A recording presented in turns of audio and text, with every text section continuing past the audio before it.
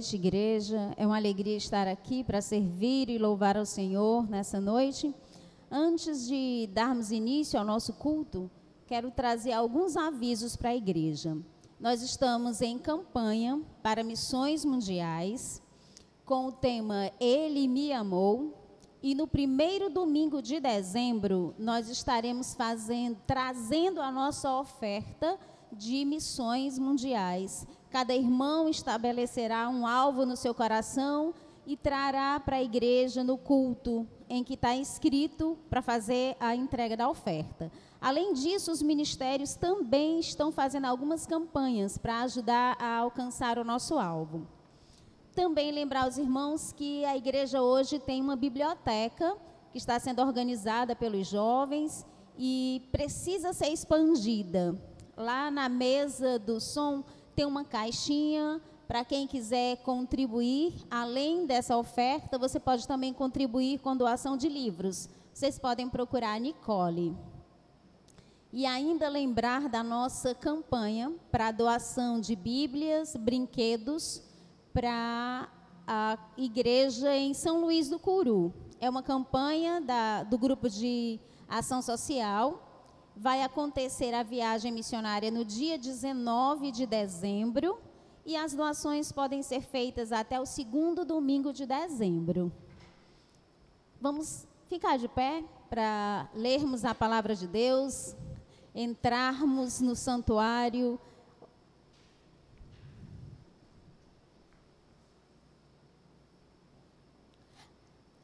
Primeira Crônicas, capítulo 16, do 8 ao 12.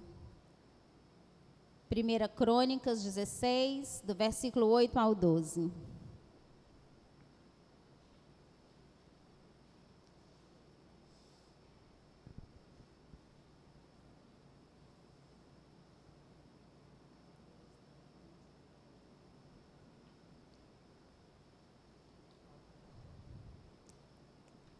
Não está conseguindo projetar? Vou tomar a Bíblia emprestada.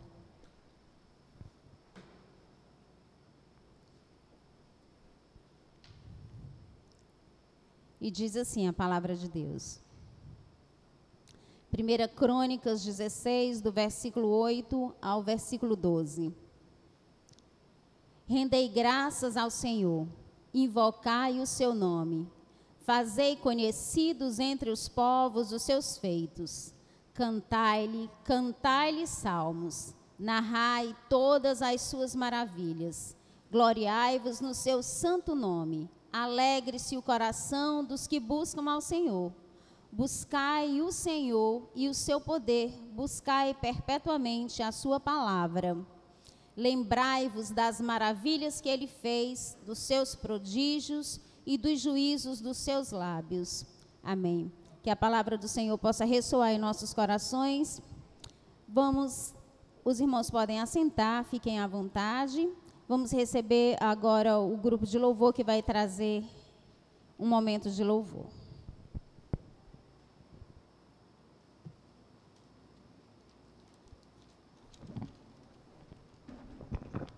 O Senhor, Ele entregou a sua vida por amor a nós. Nós somos gratos a Ele por essa tremenda graça que foi manifestada a nós. E aí agora o que nós vamos fazer, né, em gratidão. E essa canção fala quanto amor Deus tem por nós.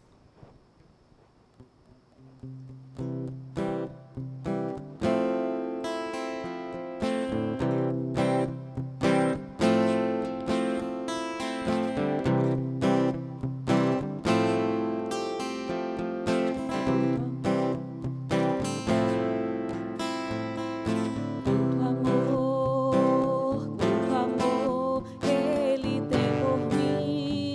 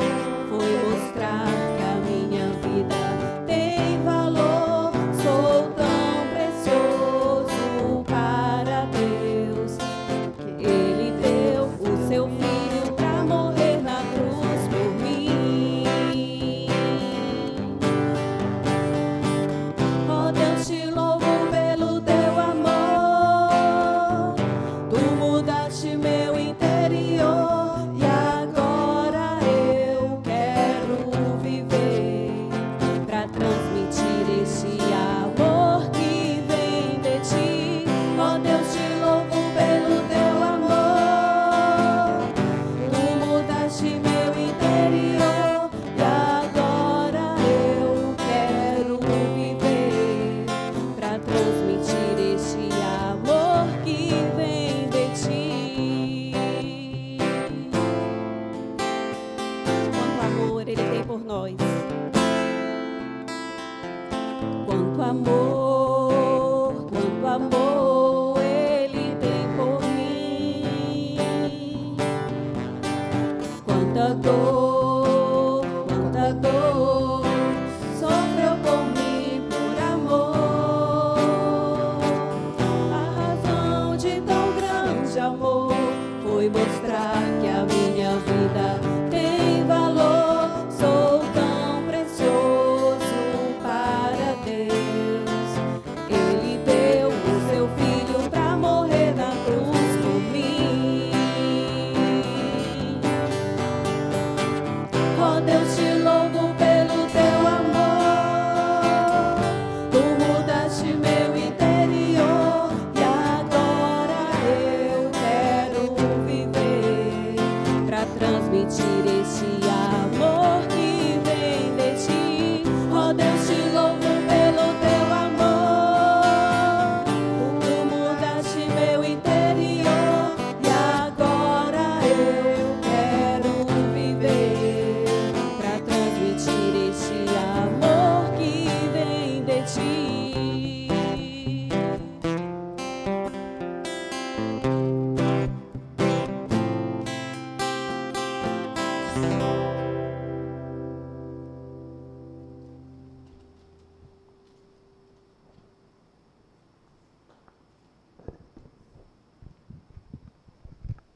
Amém.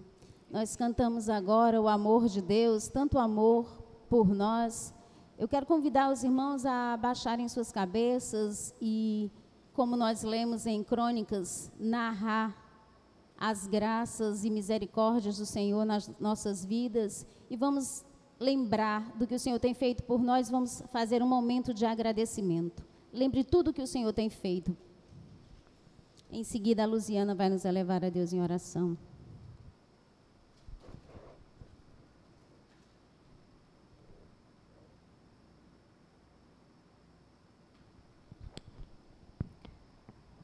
Senhor Deus Todo-Poderoso, ó Pai, aqui estamos, ó Paizinho, para glorificar e exaltar o Teu santo nome.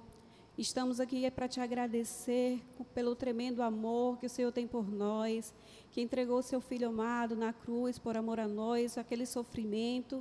Senhor, somos gratos a Ti, Senhor, por tremenda graça, Paizinho. Ó Deus, obrigada por todo o cuidado que o Senhor tem tido por cada um de nós todos os dias, por suprir todas as nossas necessidades, porque em meio às lutas, às nossas fraquezas, o Senhor está conosco, nos sustentando, nos guardando, nos livrando de todo o mal, ó Deus. Porque mesmo nas tribulações nós temos crescido, nós temos Te buscado e sabemos que o Senhor está conosco, nos sustentando dia a dia, Pai. Obrigada pela Tua graça. Obrigada, Senhor, pela Tua misericórdia, Senhor, que nos alcança, que nos liberta, que nos livra de todo pecado. Mesmo não merecendo, o Senhor tem cuidado de nós. Muito obrigada, Senhor. Somos gratos a Ti. E nos ajuda a caminhar contigo a cada dia, todos os dias, com os nossos pensamentos, nas nossas ações, nos nossos relacionamentos, Deus. Obrigada, Pai, por ter essa igreja maravilhosa que nos alimenta, Senhor, que nos caminha ali conosco, lado a lado, os nossos irmãos. Obrigada, Senhor, só tenho a Te agradecer. Louvado e engrandecido seja o Teu nome. Em nome de Jesus. Amém. Amém. Eu convido a igreja agora a abrir a Bíblia no livro de Salmos, no 57, Salmo 57. Vamos acompanhar a leitura do versículo 9 ao versículo 11. Salmo 57, 9 ao 11. Diz assim a palavra de Deus. O salmista diz: louvar-te-ei, Senhor, entre os povos, cantar-te-ei entre as nações, pois a tua misericórdia é grande até os céus, e a tua verdade até as nuvens. Seja exaltado, ó Deus, sobre os céus, e seja a tua glória sobre toda a terra. Amém. Vamos continuar louvando ao Senhor com o Ministério de Música.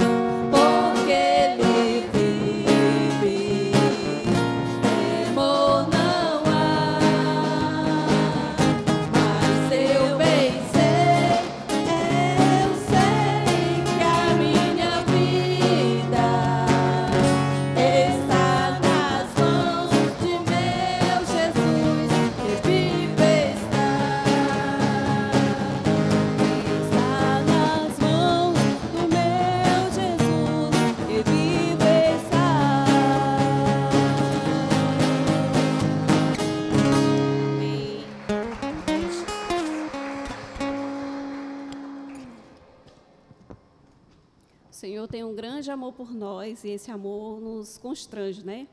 E essa canção é Ousado Amor.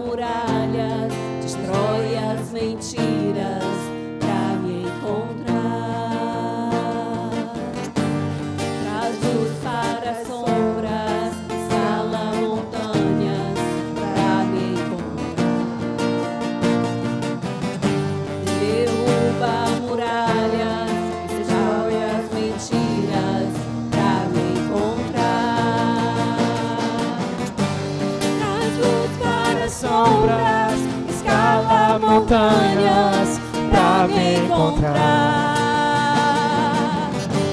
derruba muralhas, destrói as mentiras pra me encontrar. Oh, impressionante, infinito e ousado amor de Deus, oh, que deixa as nuvens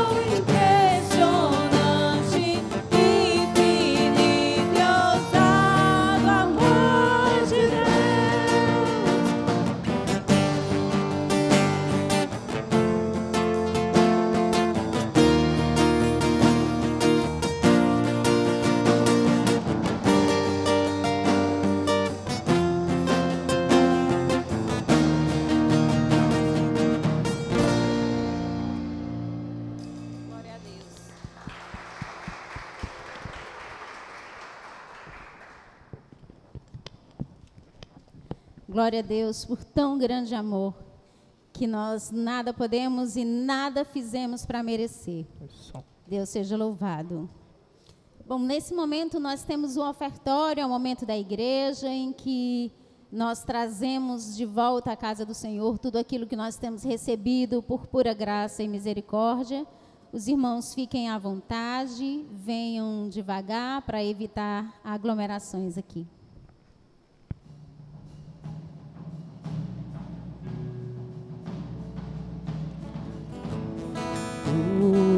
Deus aqui, Verbo que se encarnou, a glória, o Pai, o começo, primeiro da criação e o sustento até o fim, a vida se manifestou como um de nós se fez, assim mesmo esvaziou,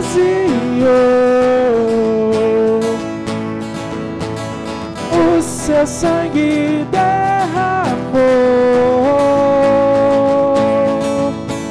servo sofredor, a luz do mundo, promessa viva que se cumpriu,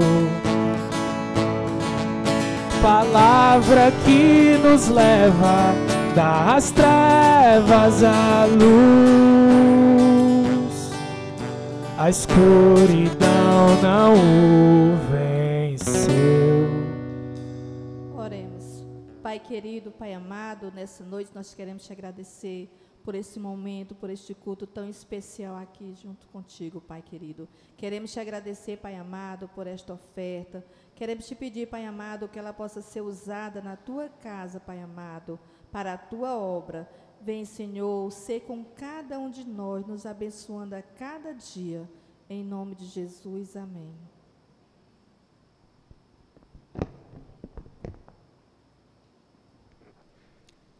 Vamos ouvir a palavra de Deus agora de forma cantada com a mensagem musical.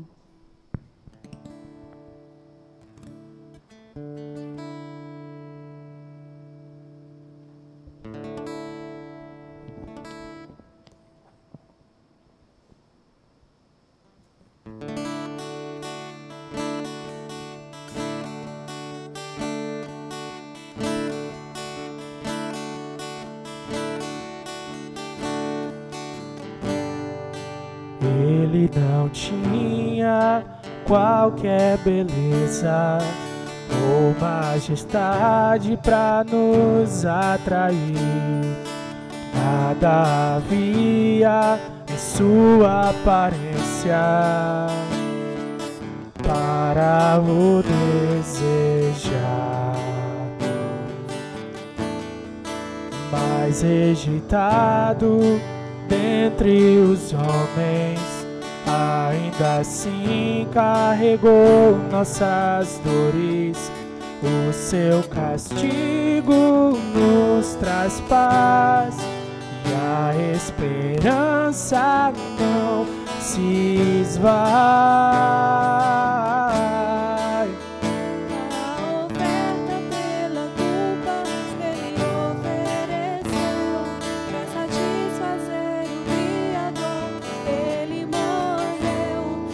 Sua luz em nós pudesse brilhar.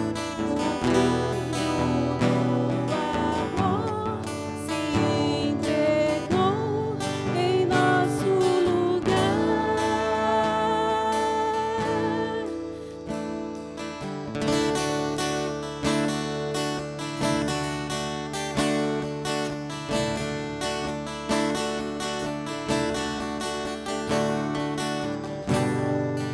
Mas rejeitado dentre os homens, ainda assim carregou nossas dores.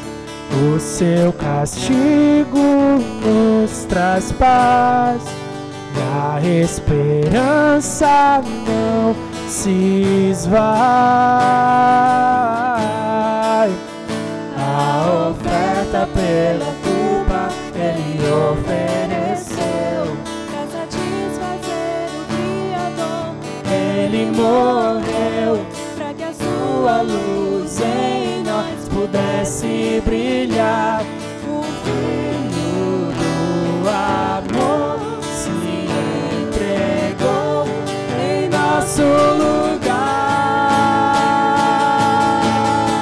E és o Cordeiro que pelos nossos pecados foi esmagado, sem dizer uma só palavra, se entregou aos cravos, derramou sua vida até a morte, provando a ira amarga pra nos dar sua doce graça e nos fazer viver.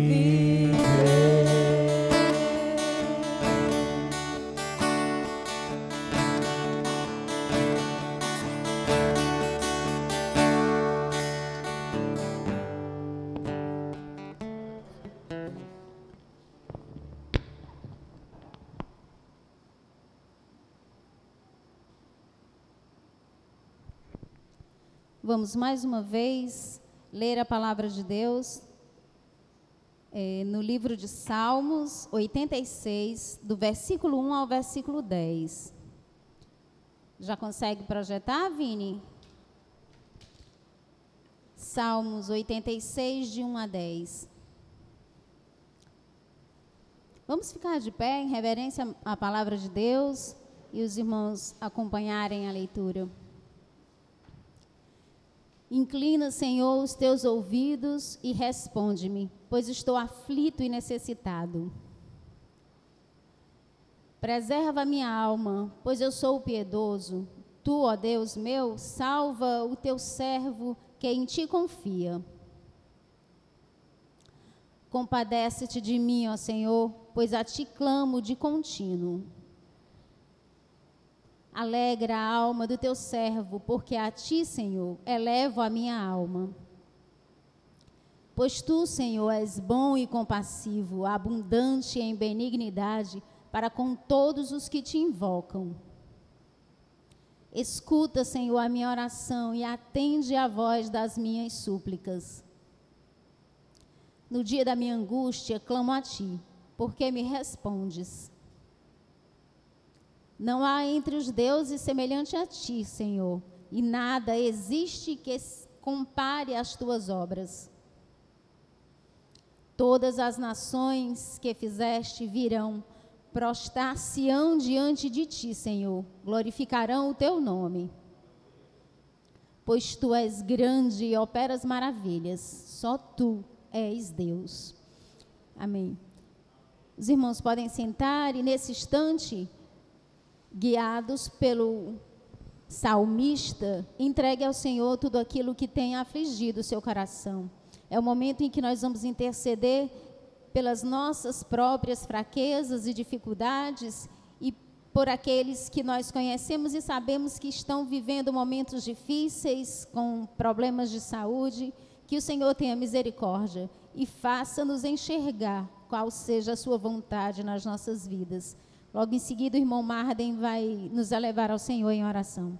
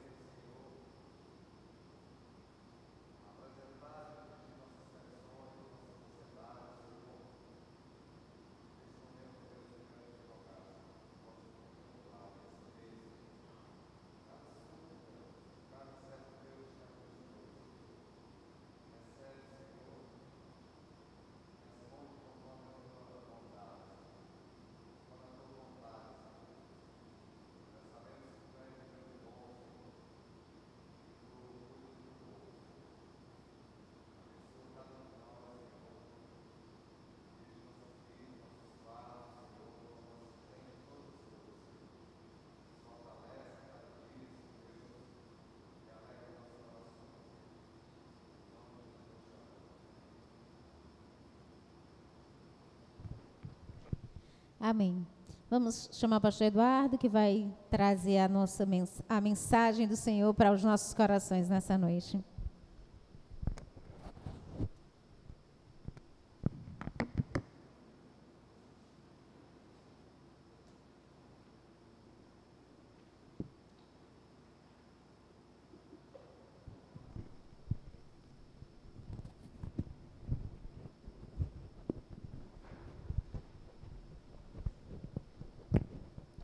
Boa noite, irmãos, graça e paz do Senhor, amém?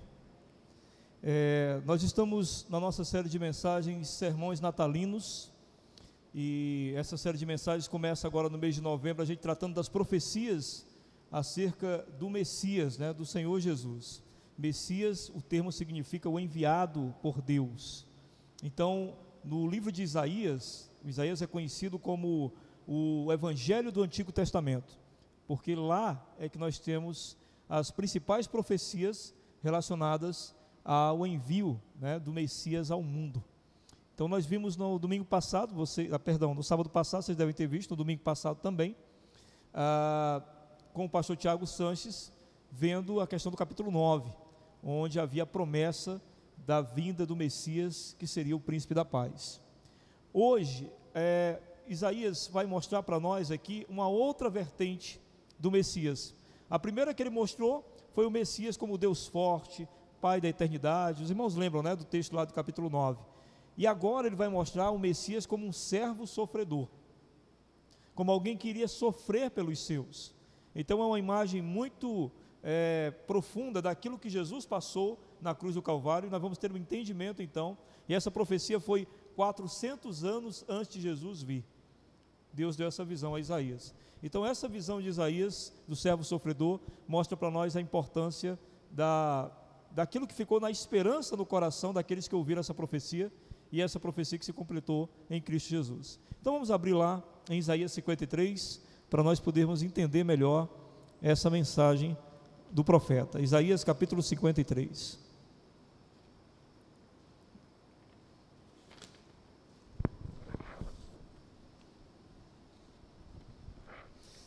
Isaías 53, é um texto maravilhoso, incrível mesmo de se ler, tanto pela poética do texto, como pela mensagem embutida nele. Diz assim, Isaías 53: Quem creu em nossa pregação? E a quem foi revelado o braço do Senhor? Porque foi subindo como renovo perante ele, como raiz de uma terra seca.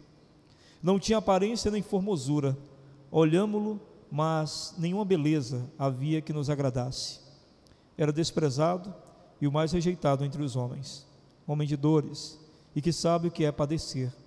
E como um dos que os homens escondem o rosto, era desprezado, e dele não fizemos caso. Certamente ele tomou sobre si as nossas enfermidades, e as nossas dores levou sobre si. E nós o reputávamos por aflito, ferido de Deus e oprimido. Mas ele foi transpassado pelas nossas transgressões e moído pelas nossas iniquidades. O castigo que nos traz a paz estava sobre ele, e pelas suas pisaduras fomos sarados.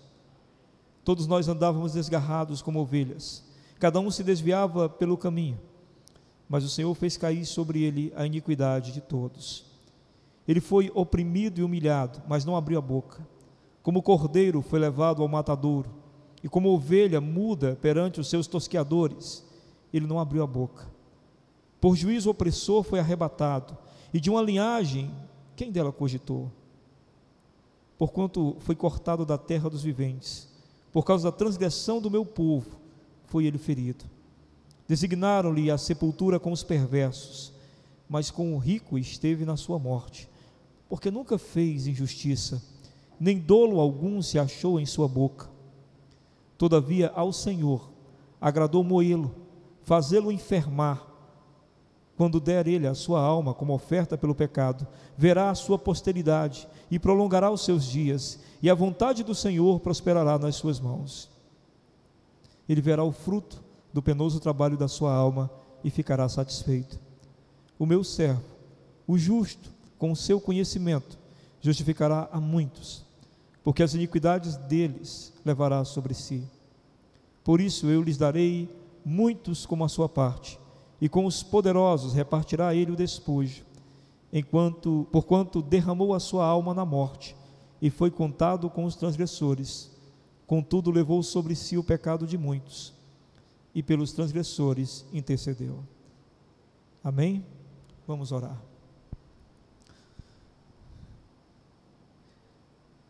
Senhor Deus, nós estamos diante da Tua palavra gloriosa, poderosa, e nós te pedimos nesse instante que haja compreensão em nós sobre aquilo que Jesus realizou quando esteve nessa terra.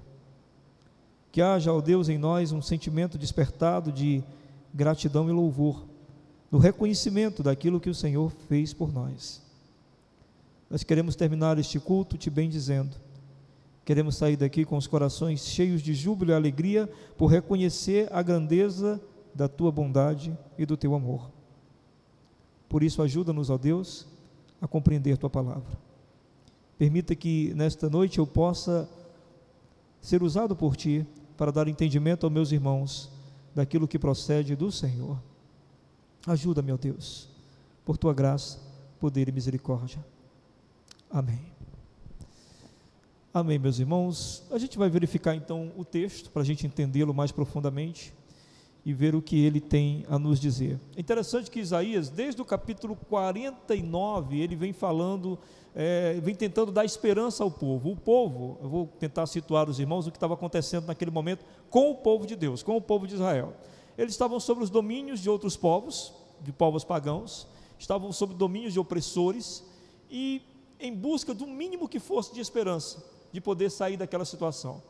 Eles estavam naquela situação por causa do pecado, porque desobedeceram a Deus, então Deus retirou sua mão poderosa de sobre eles, e assim eles foram atacados e dominados por povos pagãos, e estavam vivendo uma opressão horrível, e sem nenhuma perspectiva de sair daquilo. Então é dentro desse momento, que desde o capítulo 49 de Isaías procura dar esperança ao povo, esperança de que poderia vir uma solução, esperança de que Deus é misericordioso, esperança de que por arrependimento todas as coisas são transformadas diante de Deus, até que finalmente ele chega no capítulo 53. No capítulo 53 a gente precisa entender que Isaías teve uma visão. A visão que ele teve é a visão do Senhor Jesus. É lógico que para Isaías deve ter sido a coisa mais confusa na cabeça dele.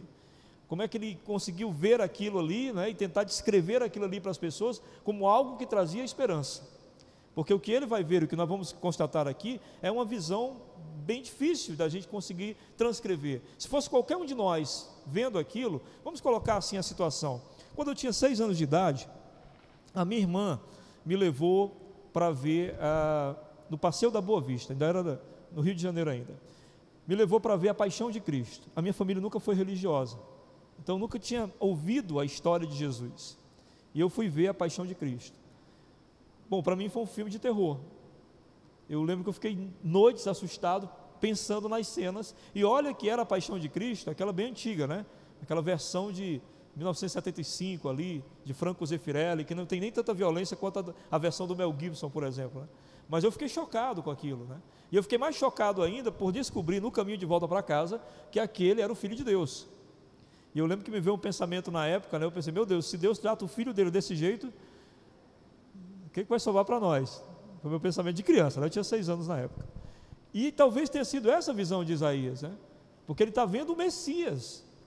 Quem será o enviado por Deus? Pensava provavelmente Isaías.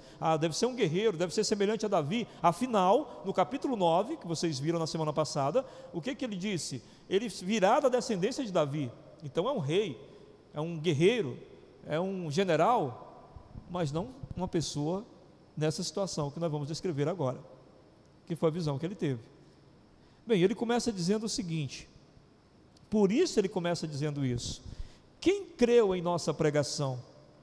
E a quem foi revelado o braço do Senhor? A primeira coisa que Isaías diz é: quem é que vai crer naquilo que a gente for pregar, de acordo com aquilo que o Senhor revelou? Quem vai crer na nossa pregação, de acordo com aquilo que o Senhor revelou? Daqui ele já mostra o assombro, o susto que ele teve naquilo que foi revelado. Os irmãos estão entendendo isso? Ele viu uma coisa tão incrível assim, de se descrever, que ele diz, como é que as pessoas vão acreditar nisso? Como é que as pessoas vão crer nisso?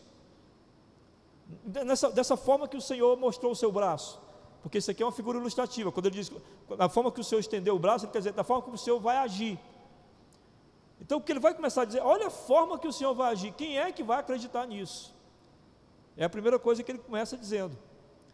Aí no verso 2 ele diz, porque foi subindo como renovo perante ele, e como raiz de uma terra seca, não tinha aparência nem formosura, olhámo-lo, mas nenhuma beleza havia que nos agradasse. Perceba, ele começa dizendo, quem é que vai acreditar nisso que eu vou dizer? Mas eu vou dizer, porque essa é a forma que o Senhor vai se manifestar. E aí ele vai começar a descrever, e ele diz, porque foi subindo como renovo perante ele, como raiz de uma terra seca. Quem já foi no sertão e viu a terra seca, seca mesmo? Não sei se você já foi. Se você é cearense, não foi no sertão, tem que ir, para conhecer suas raízes. Então você vai no sertão, terra seca. Quando eu fui pregar, por exemplo, em Juazeiro, eu fui em 2 períodos. Um período eu fui pregar no inverno, e no outro período eu fui pregar na seca, no verão, né, torrencial. A gente olha para a terra, é tudo seco. De repente caem as primeiras chuvas. Quando caem as primeiras chuvas, sai um broto, uma plantinha lá, no meio daquela sequidão, verdinha. É a coisa mais linda de se ver. É isso que Isaías está dizendo aqui. Eu vi ele surgindo, ele está falando do Messias, né? Do Salvador. Eu vi ele surgindo como um broto no meio da terra seca. O que Isaías está dizendo? Ele é diferente. Ele é diferente de tudo que você possa imaginar. Ele não é igual a nada que você viu. Porque se você só viu terra seca, ele é aquilo que sai diferente da terra seca. Ele é a plantinha nascendo na terra seca. E aí ele diz, no entanto, não tinha aparência nem formosura, olhámo-lo, mas nenhuma beleza havia que nos agradasse. Aqui ele está dizendo o seguinte, não havia a formosura, a beleza, a majestade, a grandiosidade de um rei. Não havia roupa pomposa, não havia exércitos ao seu redor, não havia cavalos conduzindo sua carruagem, não havia nada disso, não havia nenhum tipo de formosura humana que uma realeza costuma ter. Nenhuma. Não havia uma coroa de ouro em sua cabeça, nem havia um manto púrpura sobre ele, não havia nada disso, a gente sabe disso. Nós já lemos o Evangelho e sabemos que Jesus se vestia igual aos outros. Tão igual que quando Judas foi traí-lo, teve que fazer, né, uma espécie de sinal e disse, olha, é aquele que eu beijar, porque não havia nada diferente nele. Ele era igual aos outros. Não havia nenhuma formosura, nada especial em Jesus que pudesse destacar algo nele ou que pudesse gerar temor e reverência às pessoas. As pessoas não temiam nem reverenciavam ele por vê-lo. Era preciso conhecê-lo para reverenciá-lo. Lembra quando Pedro o conheceu? Quando Pedro o conheceu, não deu nada por ele. E Jesus subiu no barco de Pedro. E aí Pedro tinha passado a noite sem pescar nada. E Jesus manda ele voltar o barco para as águas. Pedro volta, Jesus aponta o lugar onde ele deve pescar. E quando ele pesca e vê a pesca maravilhosa, finalmente Pedro cai aos pés de Jesus. Era preciso conhecê-lo para temê-lo. Só de olhar não dava. É isso que Isaías está dizendo. Quem o olhava não dava nada por ele. Não havia nada ali que o destacasse, não havia nada ali que o fizesse especial, não havia nada ali que o fizesse majestoso, ele era comum. No verso 3 ele diz, era desprezado, o mais rejeitado entre os homens, homem de dores e que sabe o que é padecer. E como um de quem os homens escondem o rosto, era desprezado, dele não fizemos caso. Aqui mostra, irmãos, todo o flagelo sofrido pelo Messias. Tudo isso é representado no verso 3. Era desprezado, o mais rejeitado entre os homens. Quem é que é rejeitado? Um condenado. Alguém que está numa situação de condenação. Ninguém quer saber, ninguém quer se intrometer com o condenado. O que Pedro fez quando percebeu que Jesus estava prestes a ser condenado? O negou 3 vezes. O que os discípulos fizeram quando Jesus foi preso e foi levado para ser condenado? Todos fugiram. Ninguém quer envolvimento com o condenado. Ninguém. Por isso, Isaías diz, era desprezado, o mais rejeitado entre os homens, homem de dores, homem sofrido, fizeram ele sofrer, e que sabe o que é padecer, e como um de quem os homens escondem o rosto. Vocês imaginam isso? Já viram cenas horríveis de violência, que você diz, não quero ver isso? Ou já viram alguém brutalmente machucado, e você diz, meu Deus, eu não aguento nem ver? Já viram isso? Muitas vezes já fui visitar irmãos da nossa igreja em hospitais depois de um acidente, ou na hora do acidente, né? Às vezes esse irmão não tem um familiar, não tem um amigo, aí chama o pastor, e a gente vai lá. Ver as pessoas numa emergência de um hospital, por exemplo, é horrível. A gente não quer nem olhar. Gente com perna fraturada, gente com braço quebrado, cabeça machucada. Pois Isaías diz aqui que ele era como aquele que os homens escondem o rosto. Ninguém queria contemplar a situação a qual ele estava. Percebem como Isaías viu Jesus? Isaías viu Jesus na hora do martírio. É interessante que Isaías viu Jesus em sua glória. Isaías capítulo 6. Eu vi o Senhor assentado no alto e sublime trono. Que maravilha, né? No ano da morte do rei Uzias, eu vi o Senhor sentado no alto e sublime trono. E quem era esse Senhor sentado no trono? Era o Senhor Jesus. E aí no capítulo 53, Isaías diz: eu vi ele completamente desprezado. Eu vi os homens escondendo o rosto dele, porque eu não queria contemplá-lo. E aí ele prossegue dizendo: dele não fizemos caso. Quando ele diz dele não fizemos caso, ele está falando do seu povo, o povo judeu. O povo não deu a mínima para Jesus. E a gente sabe disso, os textos bíblicos dizem para nós, não é? O povo de Deus veio para os seus, mas os seus não receberam. É disso que Isaías está dizendo. No verso 4 ele diz: certamente ele tomou sobre si as nossas enfermidades e as nossas dores, levou sobre si. E nós o reputávamos por aflito, ferido de Deus e oprimido. É interessante que aí Isaías ele tem a percepção dada por Deus, pelo Espírito Santo do Senhor, que naquele instante o Messias está tomando sobre si as nossas enfermidades e as nossas dores. As enfermidades desse mundo e as dores desse mundo, elas acontecem, vocês sabem por quê?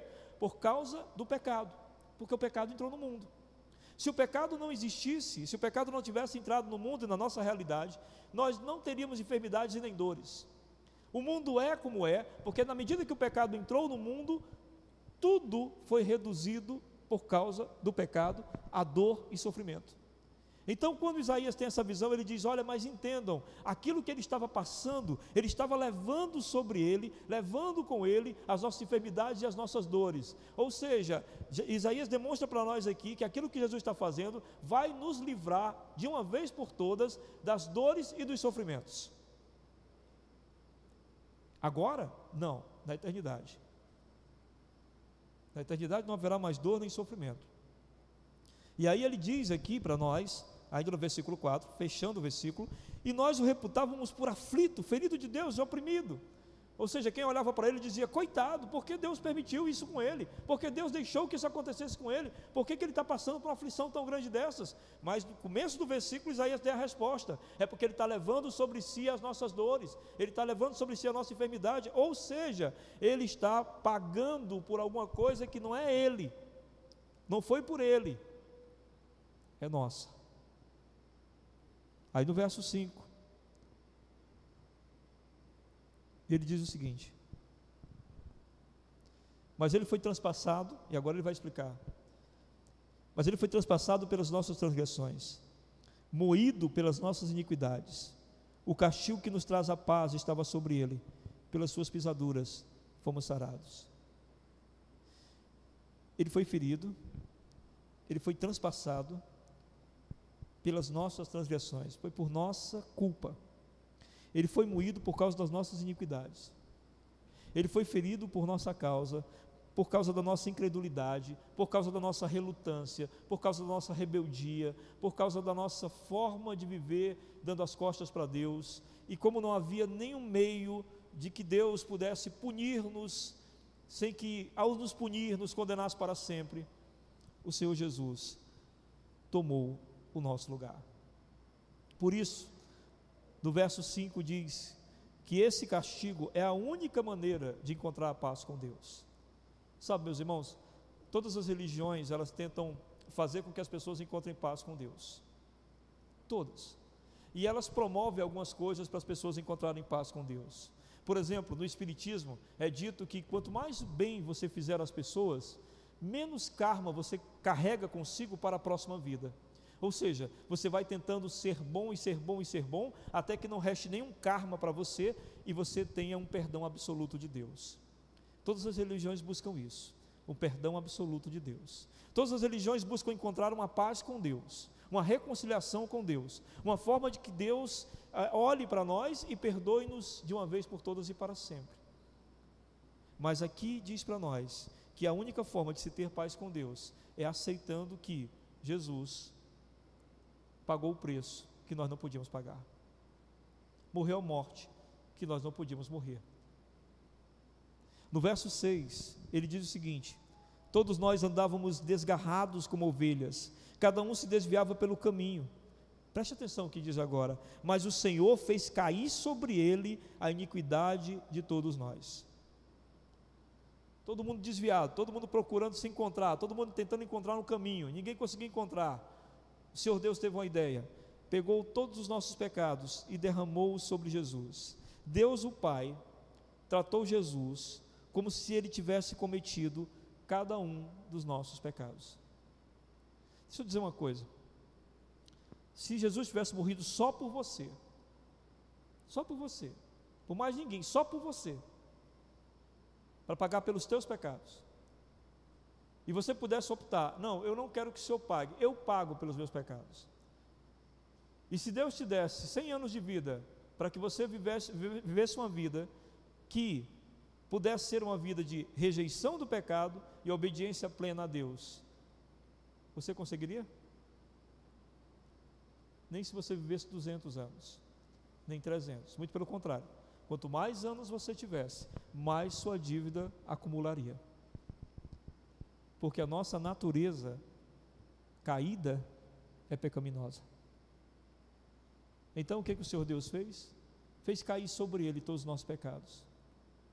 Então, os pecados do Márcio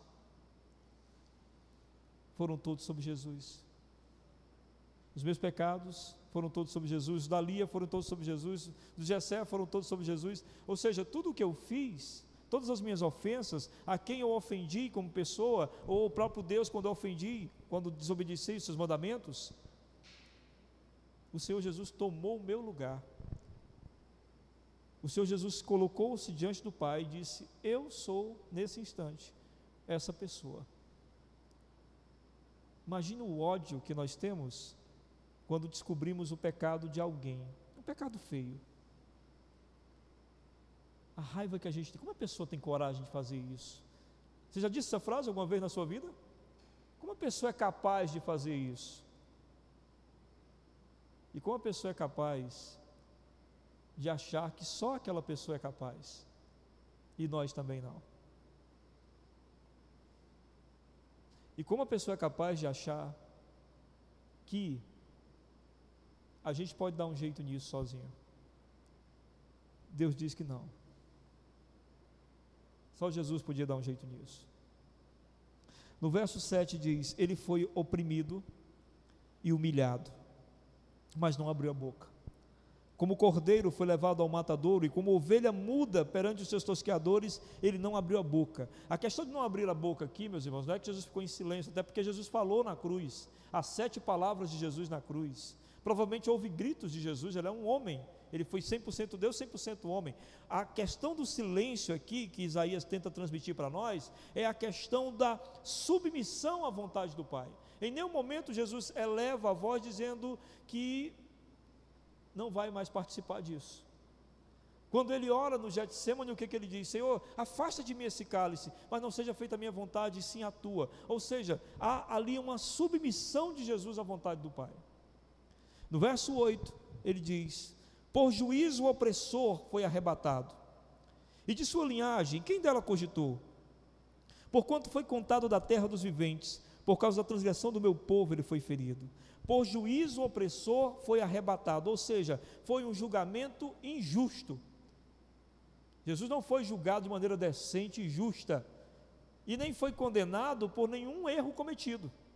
Nele não havia nenhum tipo de pecado ou erro do qual o pudesse levar à morte. Ou seja, ali ele estava indo à morte exclusivamente por nós e não por ele. Então, quando você ouve por aí que Jesus foi morto, não, Jesus deu a sua vida.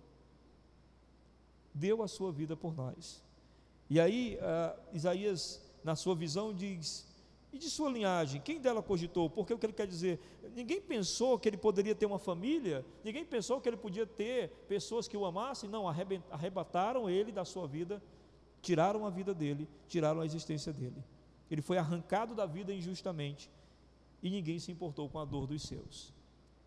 Versículo 9: designaram-lhe a sepultura com os perversos, mas com o rico esteve na sua morte, posto que nunca fez injustiça, nem dolo algum se achou em sua boca. Como você sabe, Jesus foi crucificado ao lado de 2 malfeitores, mas ele foi sepultado na sepultura de um homem rico, José de Arimateia. Você sabe por que isso é tão significativo? Porque para os judeus a riqueza é um sinal de bênção. Então o que acontece? Quando Jesus é sepultado num sepulcro de uma pessoa rica, ali está sendo dito o seguinte, que ele é alguém abençoado. Não havia nele nada que pudesse tirar-lhe a bênção do Senhor. Isaías teve essa visão. Ele foi morto como malfeitor, mas foi sepultado como quem é abençoado. No verso 10: todavia ao Senhor agradou moê-lo, fazendo-o enfermar. Quando der ele a sua alma como oferta pelo pecado, verá a sua posteridade e prolongará os seus dias. A vontade do Senhor prosperará nas suas mãos. Ou seja, no verso 10, Isaías tem a percepção dada por Deus de que era plano do Senhor, plano de Deus, moer o seu filho Jesus. Não foi o diabo que levou Jesus à cruz, foi o próprio Deus. Você consegue entender então o tamanho da proporção que tem os nossos pecados diante de Deus? Porque para resolver isso, Deus tem que enviar seu filho e colocá-lo numa cruz. Você entende a percepção disso? Você tem a percepção disso? Da profundidade dos teus pecados? Então era plano do Senhor moê-lo. Jesus, vocês lembram, no dia da ceia, ele tomou o vinho e disse: este é o meu sangue que há de ser dado por vós. Porque uva é esmagada, e quando é esmagada, se tornava vinho. Jesus estava sendo esmagado para se tornar o vinho que iria nos abençoar. E o vinho na Bíblia tem um símbolo de vida e alegria. Versículo 11: ele verá o fruto do penoso trabalho da sua alma e ficará satisfeito. O meu servo, o justo, com o seu conhecimento, justificará muitos, porque as iniquidades deles levará sobre si. É importante que Isaías diz aqui: ele verá o fruto do seu penoso trabalho. Qual era o fruto desse trabalho todo que Jesus teve? Qual foi o fruto desse trabalho todo que Jesus teve? Segundo a Bíblia, o perdão absoluto, concedido a todos aqueles que nele crescem. E finalmente no verso 12, ele diz: por isso eu lhe darei muitos como a sua parte, e com os poderosos repartirá ele o despojo, porque derramou a sua alma na morte, foi contado com os transgressores, contudo levou sobre si o pecado de muitos, e pelos transgressores intercedeu. Eu gosto de uma versão da NVT, que é a nova versão transformadora, que ela diz o seguinte, vou ler para vocês. Deus dizendo ao Messias: eu lhe darei as honras de um soldado vitorioso, pois ele se expôs à morte, foi contado entre os rebeldes, levou sobre si a culpa de muitos e intercedeu pelos pecadores. Amém? Essa é a obra de Jesus. Então o que a profecia de Isaías diz para nós? Ela diz que Deus nos providenciou um Salvador. Nós temos um Salvador. O Messias é o nosso Salvador, Jesus é o nosso Salvador.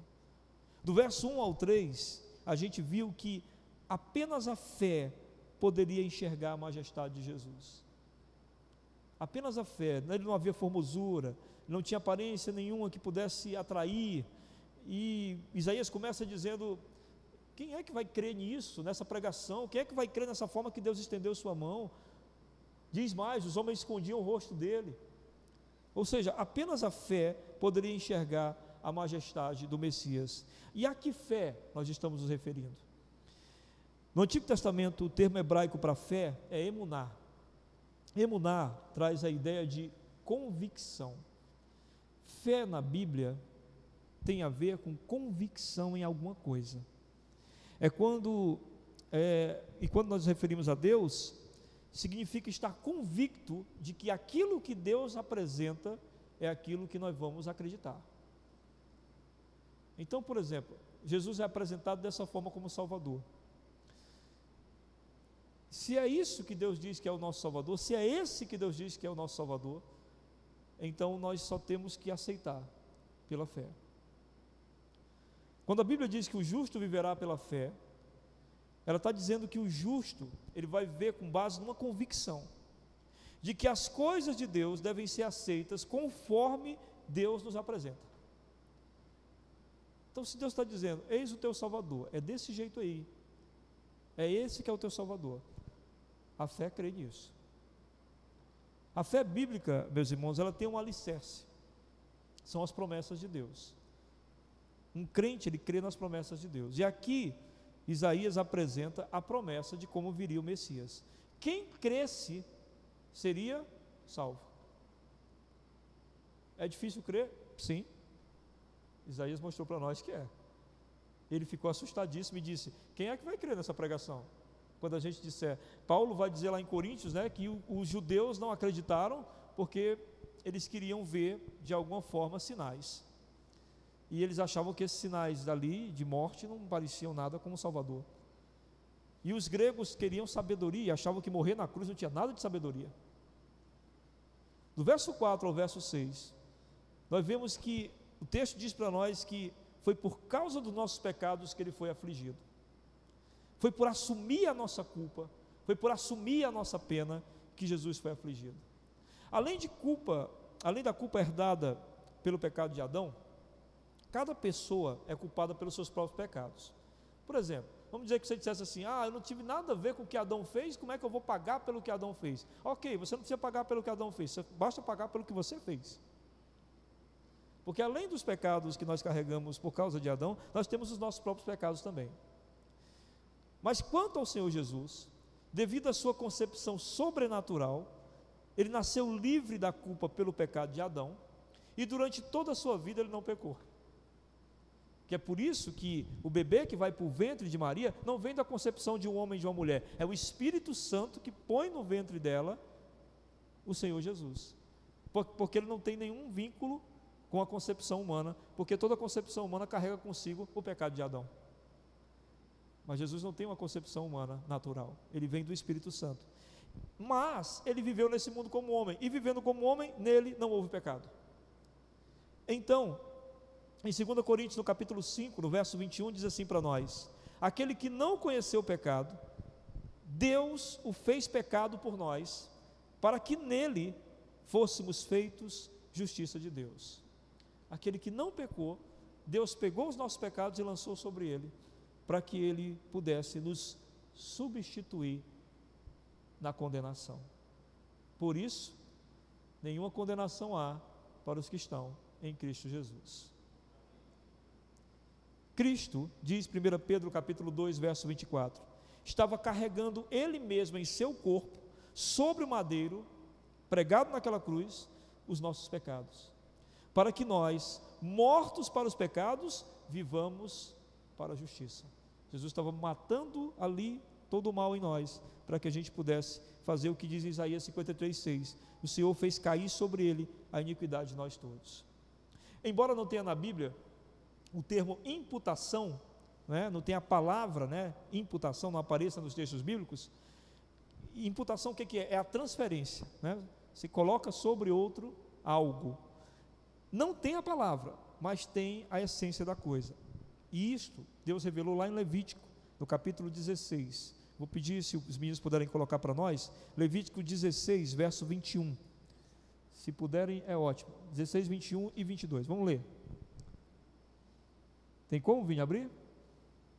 Levítico 16, 21. Ok, veja o que diz aí.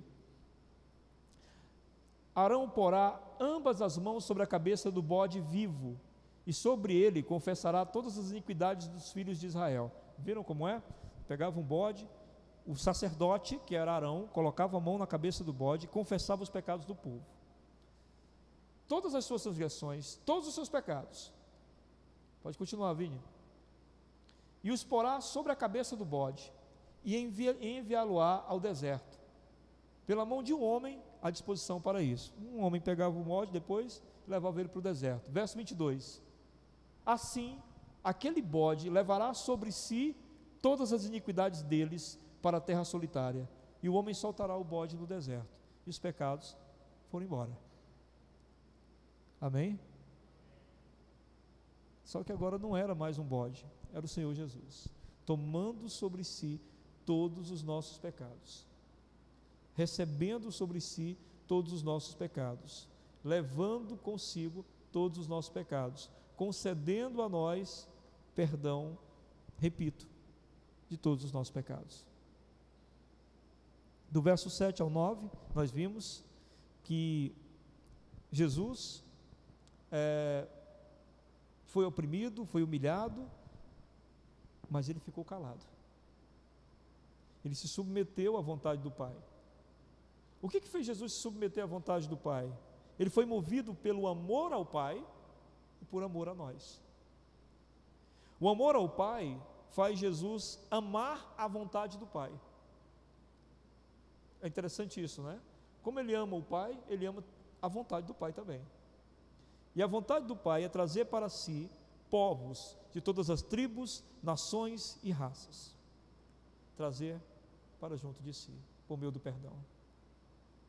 Compaixão foi a motivação que levou Jesus a ensinar, pregar, curar e morrer pelos pecadores.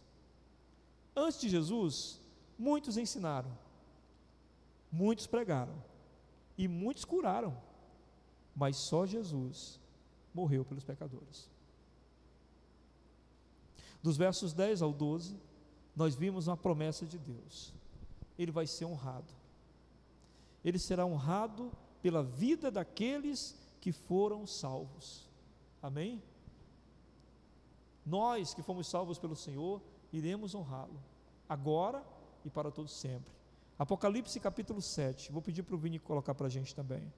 Apocalipse 7, verso 9 ao 12. Apocalipse 7, verso 9 ao 12. Aqui já é outro profeta vendo outra visão, né? No caso é João, o amado. E ele diz o seguinte: depois dessas coisas vi, e eis grande multidão que ninguém podia enumerar, de todas as nações, tribos, povos e línguas, em pé diante do trono e diante do Cordeiro. Amém? Vestidos de vestiduras brancas, com palmas nas mãos, e clamavam em grande voz dizendo: ao nosso Deus que se assenta no trono e ao Cordeiro pertence a salvação. Todos os anjos estavam de pé rodeando o trono, os anciãos e os 4 seres viventes, e ante o trono se prostraram sobre o seu rosto e adoraram a Deus, dizendo: amém. O louvor e a glória e a sabedoria e as ações de graças e a honra e o poder e a força sejam ao nosso Deus pelos séculos dos séculos. Amém. É a nossa vitória, meus irmãos, celebrada por Jesus e por nós na eternidade. O preço que foi pago para que os pecados pudessem ser, de uma vez por todas, extirpados de nossas vidas. Bendito seja o Senhor, nosso servo sofredor. Que aplicação nós podemos fazer desse texto para nossas vidas? Ou o que a gente faz diante de uma mensagem tão importante como essa? Como é que a gente vive a partir de uma mensagem tão importante como essa? Primeiro, somente a fé nos fará reconhecer Jesus em todos os caminhos da nossa vida. Somente a fé. Da mesma forma que Isaías disse que somente a fé faria com que as pessoas acreditassem na pregação e reconhecessem Jesus, a sua majestade, a sua grandeza, somente pela fé. Sem a fé ninguém iria conseguir. Da mesma forma também, para nós reconhecermos Jesus no nosso dia a dia, a gente precisa de fé. Precisamos pedir ao Senhor fé para reconhecer Jesus no nosso dia a dia. É um mundo muito difícil, meus irmãos. É um mundo muito violento, conturbado, cheio de sofrimento, dor, angústia. É um mundo mau, que tem lampejos de bondade, que tem momentos de graça, mas em sua essência é mau. E aí nós precisamos, dentro desse mundo mal, dentro desse deserto, dentro dessa escuridão, pedir ao Senhor que nos dê fé o suficiente para que possamos ter a percepção de sua presença entre nós, saber que Ele está com a gente, perceber que Ele está com a gente, e pedir a Deus: Senhor, me faz reconhecer que o Senhor está aqui, que eu posso confiar na tua presença. Em segundo lugar, o sacrifício de Jesus nos deu o total perdão de Deus. Eu falei total: perdão do passado, tudo que você fez no passado, perdão do presente e perdão do futuro. Que absurdo! Perdão do futuro, daquilo que eu vier a pecar, eu estou perdoado. E é interessante que eu estou perdoado, mas se eu estiver vivo, preciso de arrependimento. Mas sabe o que é mais interessante ainda? É que se isso nos foi dado, é porque a gente precisa viver em novidade de vida. Ninguém se diz perdoado e continua vivendo do mesmo jeito, irmãos. Então é sinal de que não é perdoado. Alguém que foi perdoado muda de vida. Alguém que é perdoado vive em novidade de vida. Se você não vive em novidade de vida, se você não vive uma nova perspectiva dentro da sua existência nessa terra, depois que conheceu o amor e a salvação do Senhor Jesus, então você não sabe o que é perdão.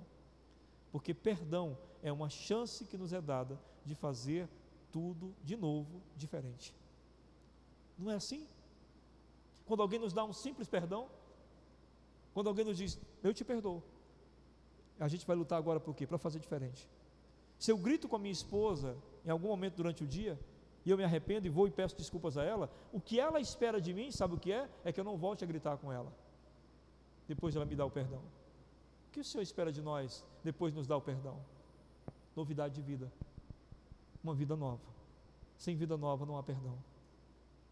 Terceira coisa que a gente pode aprender com esse texto: a submissão de Jesus à vontade do Pai é o contraponto da nossa rebeldia. Tão submisso o Senhor Jesus ao seu Pai, que o amava, que disse: eis o meu filho amado, nele eu tenho prazer. Um filho que nunca ofendeu o Pai, um filho que nunca magoou o coração do Pai, e se submete àquela situação por nossa causa. É o inverso daquilo que nós somos, porque nós somos rebeldes, nós somos teimosos. Mas veja bem, que alegria foi experimentada por Jesus por causa da sua obediência. Que alegria! A Bíblia diz em Filipenses capítulo 2 que Deus o exaltou, colocou sobre um nome que está acima de todo nome que já existiu na existência. Ele deu a alegria dos salvos estarem com Ele, como nós lemos aqui em Apocalipse, para todo sempre. Então pense bem, que alegria nos espera se nós também passarmos a nos submeter mais à vontade de Deus, se formos mais humildes, e reconhecer a vontade de Deus em nossas vidas e nos submeter a ela, seja ela qual for, não importa qual seja.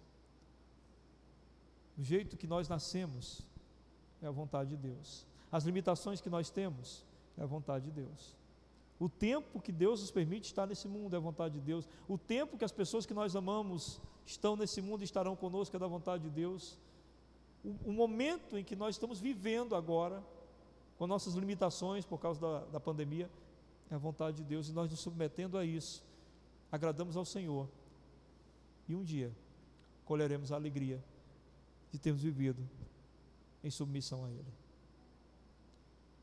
Em quarto e último, eu, você, creio que a maioria que está aqui hoje, nós somos fruto do penoso trabalho de Jesus. Você sabe quanto custou para você estar aqui? Custou uma coroa de espinhos cravada no crânio, ferindo de tal forma que provavelmente perfurou o próprio crânio. Custou cravos, pregos enormes sobre 2 pés juntos em uma cruz, sobre 2 pulsos, um homem pendurado, esvaindo-se em sangue, depois de ter sido surrado violentamente com chicotes de osso e esferas de aço que lhe arrancaram partes da carne das costas. custou carregar um enorme tronco sobre as costas, depois de ter passado uma noite de tormento, tortura e uma manhã de flagelo. Custou abandonar a glória ao lado do Pai, no conforto, cercado de anjos, para habitar entre nós como homem de dores, sofrido, machucado, ferido. Esse é o preço para você estar aqui. Você não está aqui de graça. Você não lê a Bíblia de graça. Você não entende a palavra de graça. Teve um preço. E o preço foi o penoso trabalho de Jesus.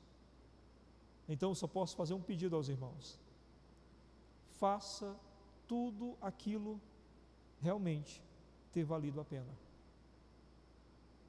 E como é que a gente faz com que tudo aquilo realmente vale a pena?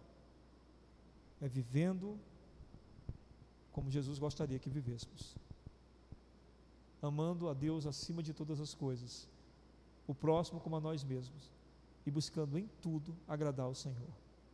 Estou lendo no meu devocional o livro de Deuteronômio. É impressionante como lá repete várias vezes: em tudo obedeço ao Senhor, em tudo obedeço ao Senhor. Essa semana uma jovem me perguntou: pastor, o que acontece quando nós crentes pecamos? E eu disse: duas coisas acontecem.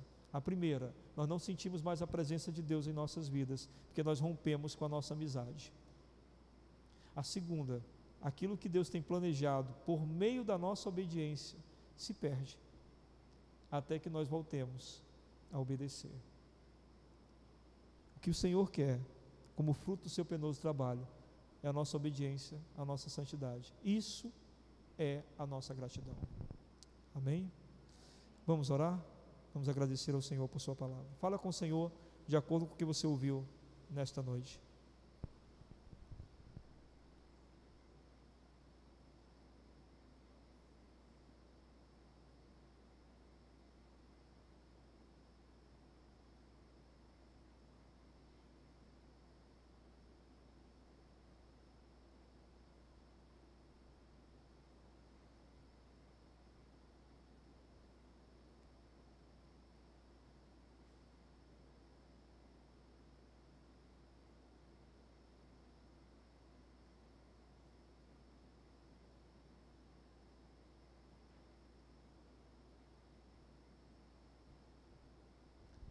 Senhor, nós estamos muito, muito gratos nesta noite, porque por meio da Tua misericórdia nós podemos compreender hoje esta profecia de Isaías, que se cumpriu em Ti perfeitamente, da mesma forma que ele descreveu há 400 anos, antes do Senhor vir. Obrigado pelo poder da Tua palavra, que transforma-nos e quebranta-nos. Senhor, para que nós vamos viver se não for para Ti? Se o Senhor morreu por nós, que sentido faz viver por outra coisa? Eu sei, Senhor, que nós temos aqui nessa terra algumas coisas que nos divertem, entretenimentos, mas nós sabemos que isso não é tudo. Há uma vida, há um desafio de poder viver conforme a Tua vontade. Nós queremos, Senhor, isso. Nós sabemos que somos frutos do Teu penoso trabalho. Por isso nós queremos viver conforme o Teu agrado, para que o Senhor se alegre, como assim temos nos alegrado, por termos tão grande salvação. Muito obrigado, Senhor da glória. Bendito seja o Teu nome. Que o amor de Deus, a comunhão do Seu Santo Espírito e a graça do nosso Senhor Jesus Cristo esteja derramada sobre todo o povo de Deus, agora e para todos sempre. Amém. Deus abençoe, meus irmãos, encha os irmãos cada vez mais do sentimento de amor ao Senhor Jesus.